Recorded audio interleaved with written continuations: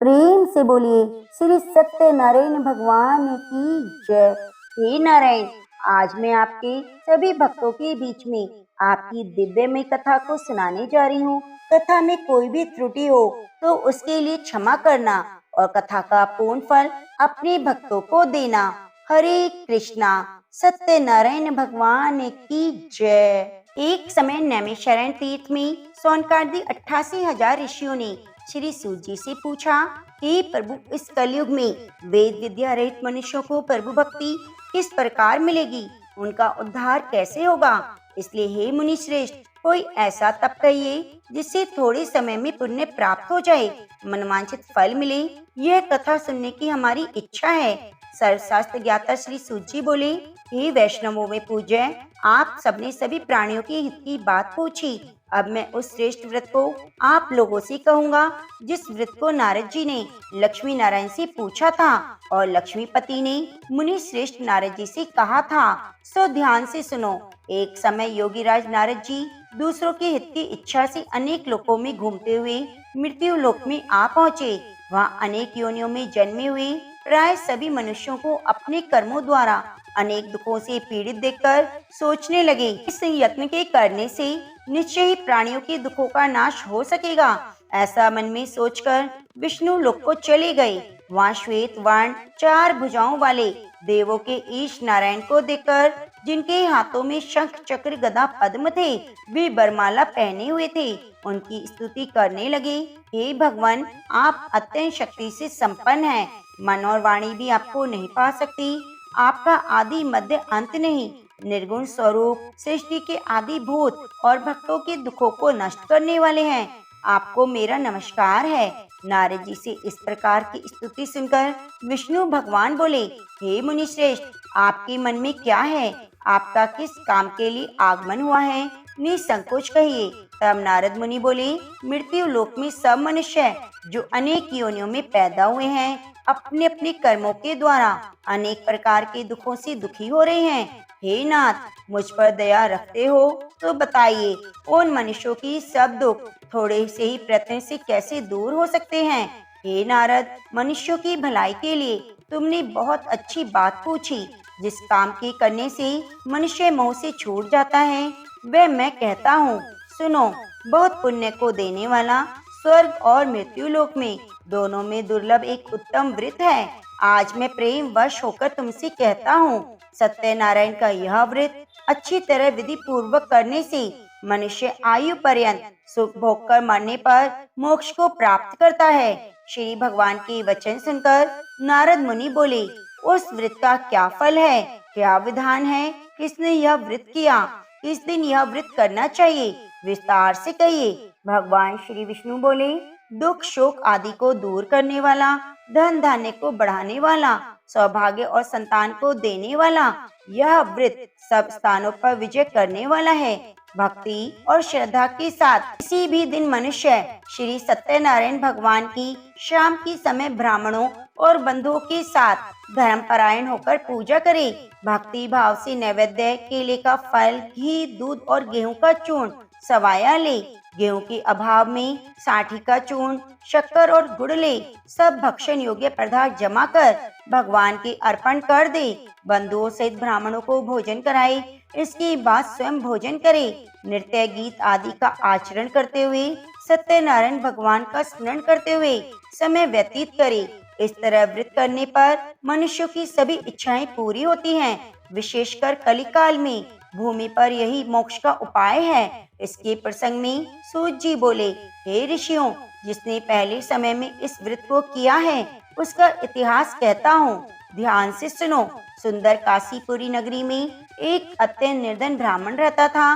वे भूख और प्यास से बेचैन हुआ था। नित्य पृथ्वी पर घूमता था। ब्राह्मणों से प्रेम करने वाले भगवान ने ब्राह्मण को दुखी देखकर बूढ़े ब्राह्मण का रूप धारण कर उसके पास आदर के साथ पूछा, हे विप्र, नित्य दुखी हुआ पृथ्वी पर क्यों घूमते हो? हे श्रेष्ठ ब्राह्मण, यह सब मुझसे कहो, मैं सुनना चाहता हूँ। ब्राह्मण बोला, मैं निर्धन ब्राह्मण हूँ, भिक्षा के लिए पृथ्वी पर फिरता हूँ। हे भगवान, यदि आप इसका उपाय जानते हो तो कृपया करके कहो। वृद्ध ब्राह्मण बोला, सत्यनारायण भगवान, मनोवांछित फल देने वाले हैं। इसलिए हे ब्राह्मण, तू उनका पूजन कर, जिसके करने से मनुष्य सब दुखों से मुक्त हो जाता है।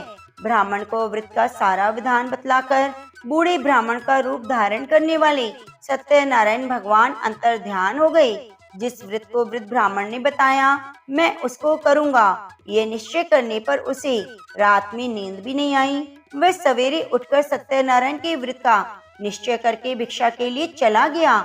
उस दिन उसको भिक्षा में बहुत धन मिला, जिससे बंधु बांधवों के साथ उसने सत्यनारायण भगवान का व्रत किया। इसके करने से वह ब्राह्मण सब दुखों से छूटकर अनेक प्रकार की संपत्तियों से युक्त हो गया। उस समय से वह ब्राह्मण हर मास व्रत करने लगा। इस तरह सत्यनारायण भगवान के व्रत को जो करेगा, वह पापों से छूटकर मोक्ष को प्राप्त होगा। आगे जो पृथ्वी पर सत्यनारायण का व्रत करेगा, वह मनुष्य सब दुखों से छूट जाएगा। सूत जी ऋषियों से बोले, इस तरह नारद जी ने नारायण का कहा हुआ यह व्रत मैंने तुमसे कहा। हे विप्रो, अब मैं और क्या कहूँ? तब ऋषि बोले, हे मुनीश्वर, संसार में इस ब्राह्मण से सुनकर किस किसने इस व्रत को किया, यह हम सब सुनना चाहते हैं। इसके लिए हमारे मन में बहुत श्रद्धा है। सूत जी बोले, हे मुनियों, जिसने इस व्रत को किया है वह सब सुनो। एक समय एक ब्राह्मण धन और ऐश्वर्य के अनुसार बंधु बांधवों के साथ व्रत करने को तैयार हुआ। उसी समय एक लकड़ी बेचने वाला बूढ़ा आदमी आया। बाहर लकड़ियों को रखकर ब्राह्मण के मकान में गया। प्यास से दुखी लकड़हारा उसको व्रत करते देखकर ब्राह्मण को नमस्कार करके कहने लगा, आप यह क्या कर रहे हैं? इसके करने से क्या फल मिलता है? कृपया करके मुझसे कहिए। ब्राह्मण ने कहा, सब मनोकामनाओं को पूरा करने वाला ये सत्यनारायण भगवान का व्रत है। इसकी ही कृपा से मेरे यहाँ धन धान्य आदि की वृद्धि हुई है। ब्राह्मण से इस व्रत के बारे में जानकर लकड़हारा बहुत प्रसन्न हुआ। चरणामृत लेकर प्रसाद खाने के बाद अपने घर को गया। लकड़हारे ने अपने मन में इस प्रकार का संकल्प किया कि आज गांव में लकड़ी बेचने से जो धन मिलेगा, उसी से सत्यनारायण भगवान का उत्तम व्रत करूंगा। यह मन में विचार करके वे बूढ़ा आदमी लकड़ियां अपने सिर पर रखकर जिस नगर में धनवान लोग रहते थे, ऐसे सुंदर नगर में गया। उस दिन वहां उसे लकड़ियों का दाम पहले दिनों से चौगुना मिला। तब वह बूढ़ा लकड़हारा दाम लेकर और अति प्रसन्न होकर पक्के केले की फली, शक्कर, घी, दूध, दही, गेहूं का चूर्ण इत्यादि सत्यनारायण भगवान की कुल सामग्रियों को लेकर घर आ गया। फिर उसने अपने भाइयों को बुलाकर विधि के साथ भगवान का पूजन और व्रत किया। उस व्रत के प्रभाव से वह बूढ़ा लकड़हारा धन, पुत्र आदि से युक्त हुआ और संसार के समस्त सुखों को भोगकर वैकुंठ को चला गया। श्री सूत जी बोले, हे श्रेष्ठ मुनियों, अब आगे की कथा कहता हूँ, सुनो। पहले समय में उल्कामुख नाम का एक बुद्धिमानी राजा था। वह सत्य वक्ता और जितेंद्रिय था।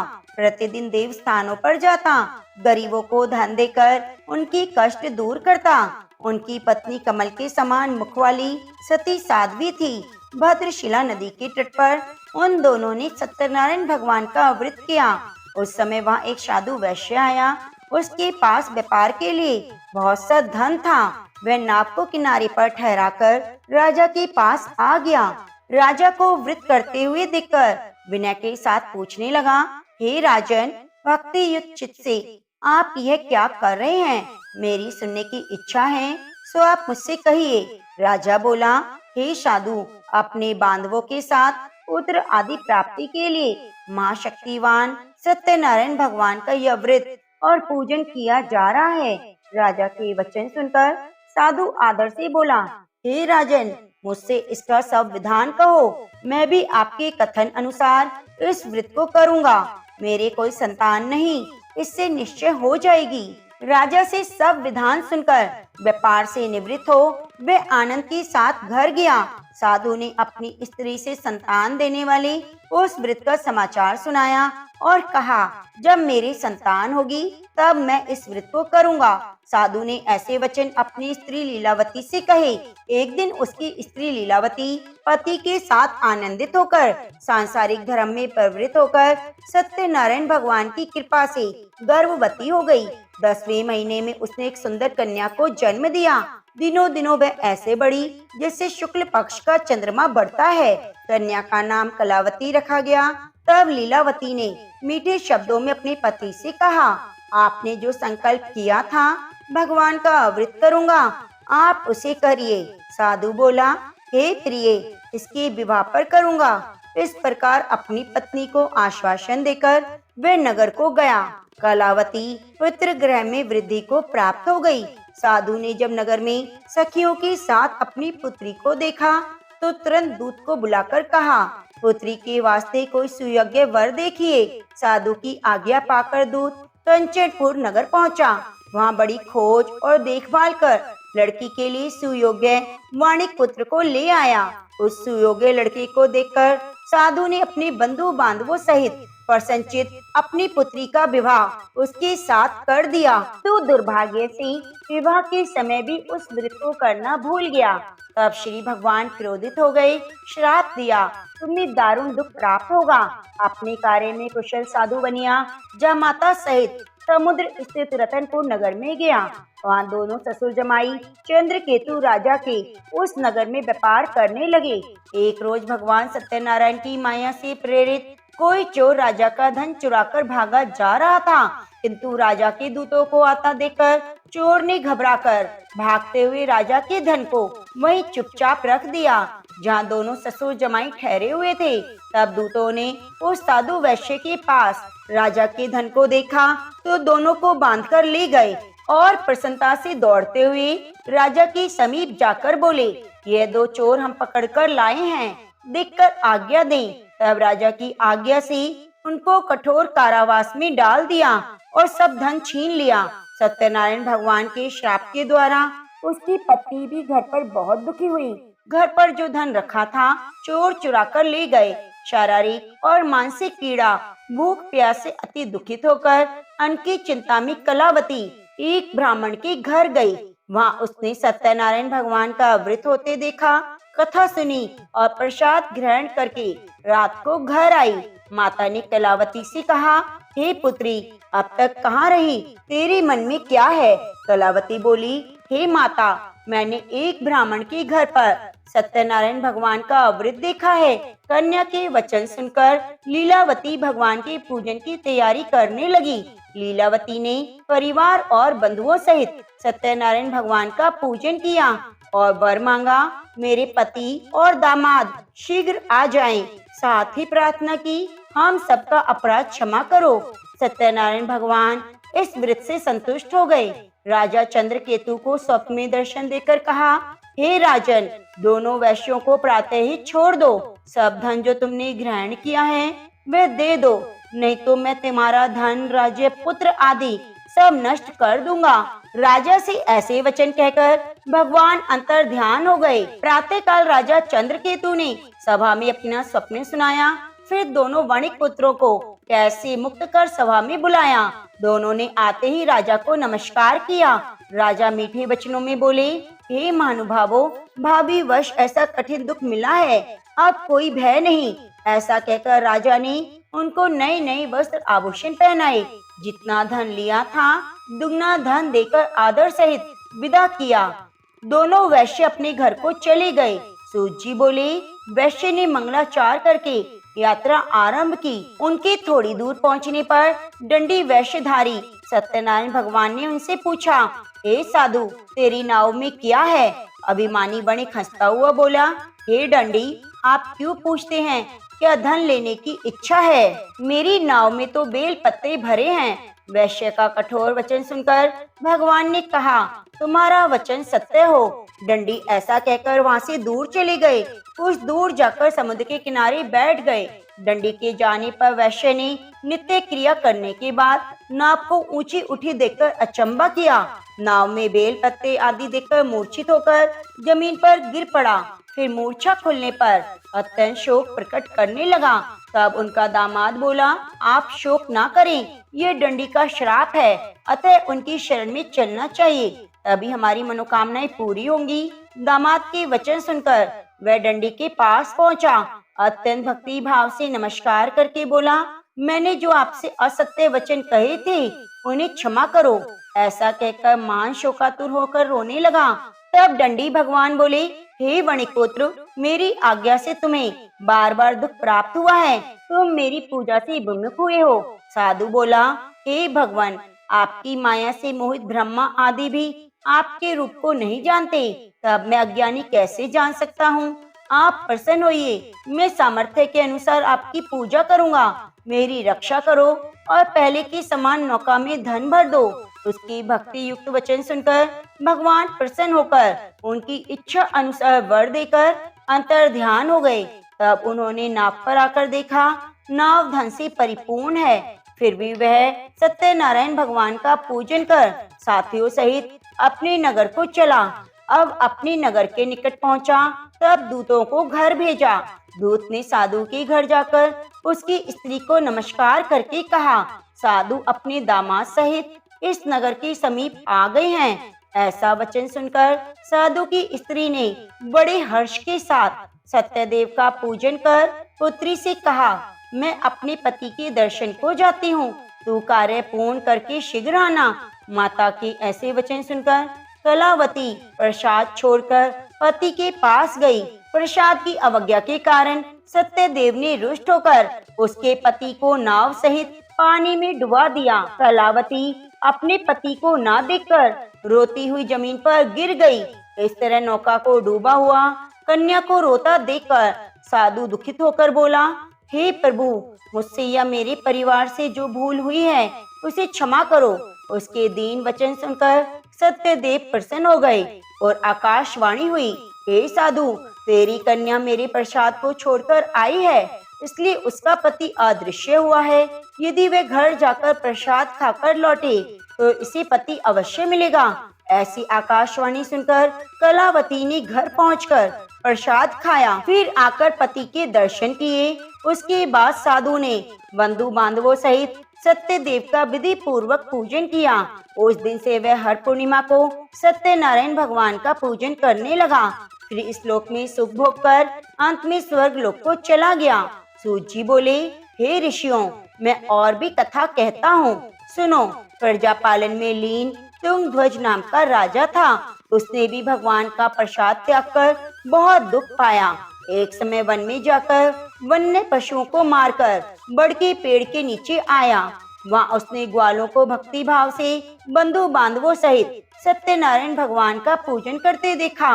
राजा देखकर भी अभिमानवश वहाँ नहीं गया और न ही पूजन किया, न नमस्कार किया। जब ग्वालों ने भगवान का प्रसाद उसके सामने रखा तो वह प्रसाद को त्याग कर अपनी सुंदर नगरी को चला गया। वहाँ उसने अपना सब कुछ नष्ट पाया तो वह जान गया ये सब भगवान ने किया है। तब वह विश्वास करके ग्वालों के समीप गया और विधि पूर्वक पूजन करके प्रसाद खाया तो सत्यदेव भगवान की कृपा से पहला जैसा हो गया। फिर दीर्घ काल तक सुख भोग कर मरने पर स्वर्ग को गया। जो मनुष्य इस दुर्लभ व्रत को करेगा, सत्यनारायण भगवान की कृपा से धन धान्य की प्राप्ति होगी। निर्धन धनी होता है, बंदी बंधन से मुक्त होकर निर्भय हो जाता है, संतानहीनों को संतान की प्राप्ति होती है, सब मनोरथ पूर्ण होकर अंत में बैकुंठ धाम को जाता है। यह सत्य है। श्री सूत जी कहते हैं, ब्राह्मणों, आपको मैंने सत्यनारायण व्रत की ये पावन कथा सुनाई। इस व्रत का पालन करके मनुष्य सभी दुखों से मुक्त हो जाता है। विशेषतः कलयुग में श्री सत्यनारायण की पूजा महान फल देने वाली है। इस देवता को कोई सत्यनारायण कहते हैं, कोई सत्यदेव। अनेक रूपों में सत्यनारायण भगवान की सभी मनोरथों को पूर्ण करते हैं। ये सनातन सत्यदेव कलयुग में सत्य व्रत के रूप में अवतरित होंगे। हे श्रेष्ठ मुनियों, जो मनुष्य नित्य इसका पठन श्रवण करता है, सत्यनारायण भगवान की कृपा से उसकी सभी पाप नष्ट हो जाते हैं।